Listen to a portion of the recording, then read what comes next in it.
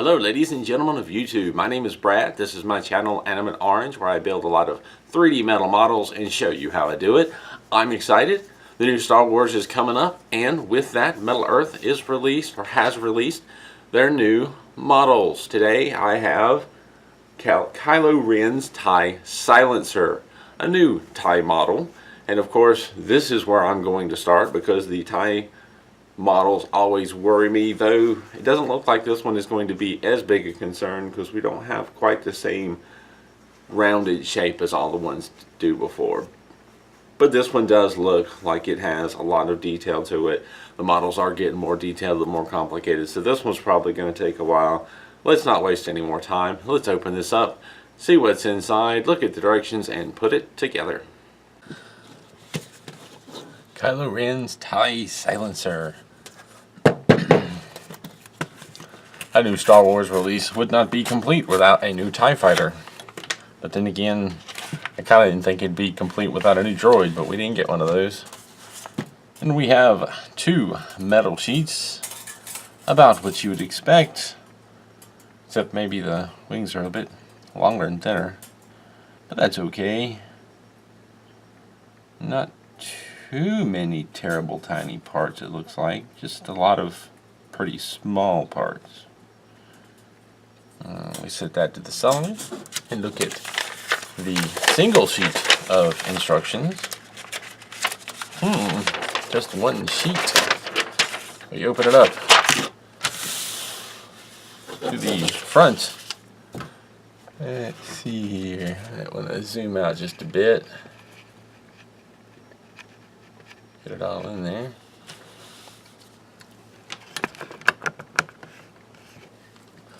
That's not too bad. So, Star Wars Metal Earth. The line drawing of the model in one of the sheets. The new green Metal Earth logo. 360 view, the QR code to go see it, the web address, all the usual stuff. We have one of the parts in a sort of demonstration of the fold lines, insertion tabs, and insertion holes, and kind of what they are. The legend, which now, I like this, because I keep saying, I've said plenty of times, originally we just had the blue circle and the green triangle, and I always called that the legend. Then they added this and called this the legend. Well, now they put all of it under legend. There you go. I like that. Legend E, engraved side, that's pointing at the engraved side of a sheet when you see that in the assembly flowchart. Non-E points at the non-engraved side. Usually that's fairly obvious, but sometimes it can be a little confusing because there's a engraving on both sides, but one of them has more of the detail and the other is more for folding and shaping. So if it's got an engraving on both sides, take some time to think about it and try to figure out which way makes more sense. This is pointing at an attention point for whatever reason, something that you need to pay attention to, whether it's alignment of parts, where a particular slot or tab goes. Sometimes there'll be wording there to explain what you need to pay attention to. And we have a blue circle and a green triangle. When you see the blue circle in the directions, it's telling you to insert a tab and bend it over, fold it over 90 degrees. The green triangle is saying insert the tab and twist it 90 degrees. The triangle, the twisted tabs are usually more secure, but usually more for inside parts, whereas the blue circle usually is more for visible outer areas, typically. Assembly tip. If needed, slightly twist tabs to hold parts together, then untwist and bend them down for a nice finish. Wonder. I've been saying that for quite a while. I wonder where they got that from. No, it doesn't necessarily mean they got it from me, but that's a very good tip. Recommended tools: wire cutters, or flush cutters as I would recommend, helpful for taking parts from the metal sheets. So it's nice that they've added that. Tweezers or needle nose pliers, helpful for folding parts, bending, and twisting tabs. Definitely. So needle nose pliers has been listed on the instructions as far as I can remember, but having tweezers, which has been listed on the packaging before, or cutters, which I've never seen before, excellent. So those are very, very helpful to have. So this is some cool new stuff they've got going on here. And here we have the metal sheets. and I'll grab one of them as a demonstration. If I can, which one did I grab? It looks like I did grab this one. Okay, so all the numbers here pointing to the parts, so you know which parts are which when it comes time to find them in the assembly flowchart and put them together. And we have some color coding here. You see there's a couple of green parts, a couple of orangish, not really orangish parts, I'm not even sure what color to call that, but you see like the green here, 35 is pointing to that. Well, this doesn't have a number because it's the same part, the same color, they're both 35, so there's two of the same part used in two different places. Same with this, we have the yellow, very, very light yellow over here. There's some other colors. Basically, colored parts that are the same color are the same part, and you may only see one of them numbered, but you can easily find the other. And then if we slide over to page 2, to the start of the assembly flowchart, starting with part 1, of course, connecting into part 2, and then we bring in part 3 over here, and we've got the stand. Oh, and fold those down. And then down to the next line with 4 and 5, and adding those on, and you just follow the directions, bending and shaping the parts and adding them, and twisting and folding tabs where necessary. Just follow the arrows, and follow the assembly. You get to the bottom, we flip over to the second page, page 3, and we have just follow the arrows, putting the parts together just as before, all the way down to the bottom and over to page 4, the last little bit. We're adding in these parts to these areas and this part here. Get down to this section and we're putting the last little bit together, and here you are finished with your model. Let's take a moment to talk about the tools that I use. This is my standard set that I use in most every build. I have long needle nose pliers and flat nose pliers, useful for a variety of different things. I have flush clippers that I use to cut the parts off the trees. It makes it quick and easy. And then I have some precision tweezers, one with a very pointed end, one that's had the pointed end ground down slightly, and one with a flat, sort of curved end. Great for getting into curved areas. And then I have a standard set of tweezers with an angled tip. These come in one of the Iconics models, and I love them and use them a lot. When it comes to shaping rounded parts, there are many options. I used dowel rods for a long time. I sharpened the ends of 2 of them with a pencil sharpener. These 2 are great for making cone shapes. Another option is a cheap drill bit set. The set has quite a few different sizes to choose from. Another option is a set of step mandrels. For shaping ball shapes or dome shapes, I've got this fondant set, I believe it's called. I found it by accident, but essentially it's got different sized spears on the end of a stick, so it's easy to hold on to it while you put a part on it and shape it around, unlike a bead or marble that could accidentally pop out from under you and cause problems. I have a sculpting set here that I occasionally use, and they have all kinds of different shaped ends on them. Some flat, some angled, some spoon. There's a couple of hooks. They're useful for reaching in and bending and pushing and pulling tabs and shaping parts from the inside. Taking a look at the directions, talked about some tools. We got our metal sheets and a few tools to get us started. Let's build this thing.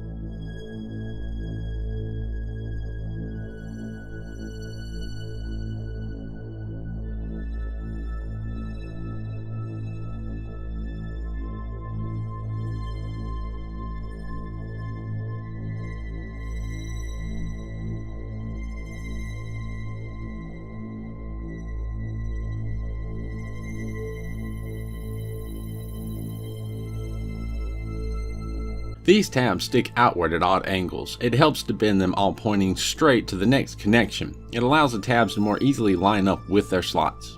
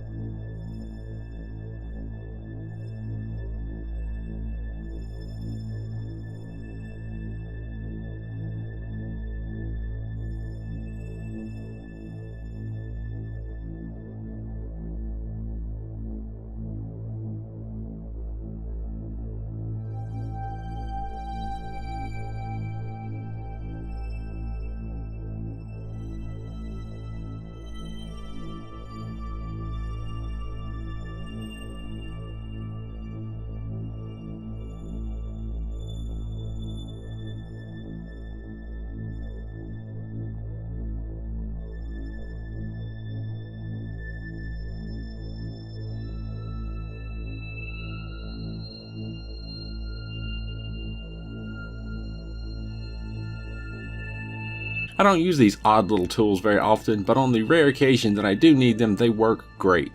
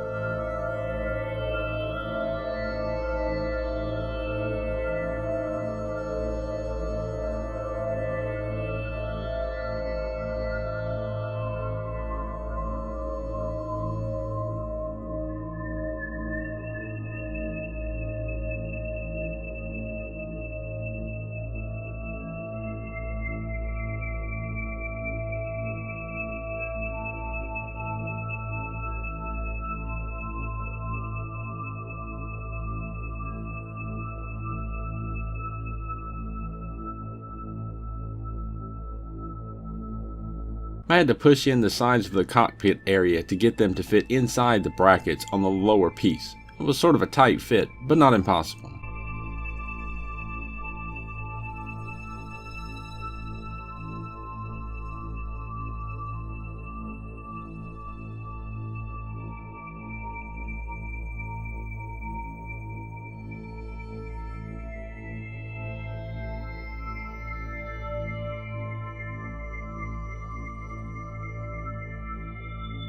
This little part was painful to bend because of its small size and the tabs sticking out.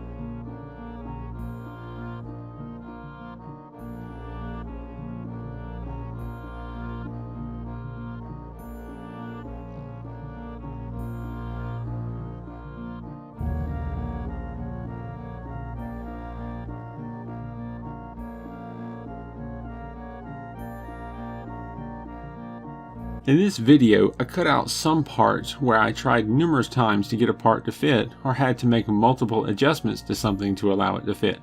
I try to show a little bit of everything, but sometimes you may see in a video that I make one or two adjustments, when in reality I made many more. I do that to move the build along. These builds take time. Be patient, take your time, and be prepared to make numerous test fits and adjustments during this or any build.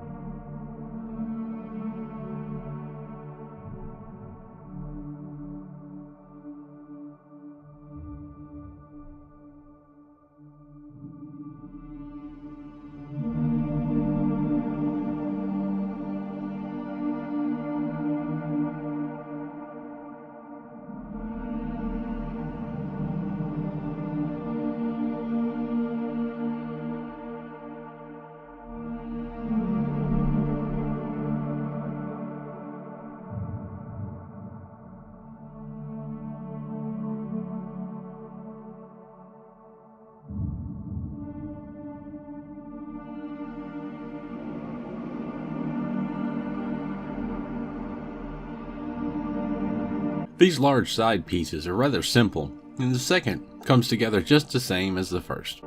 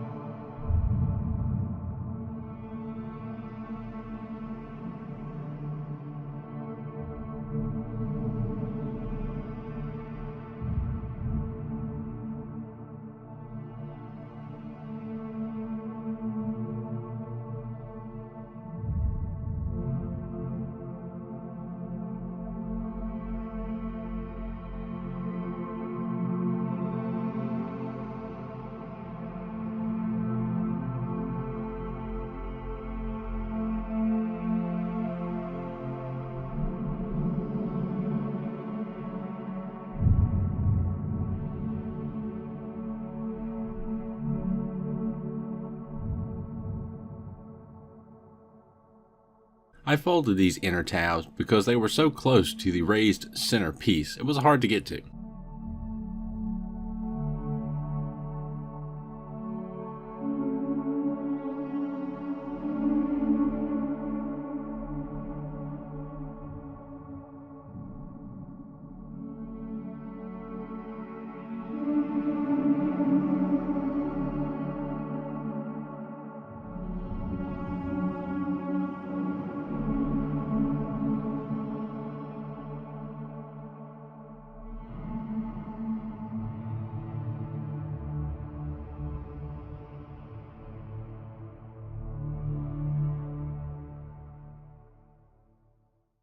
The TIE silencer all finished and complete.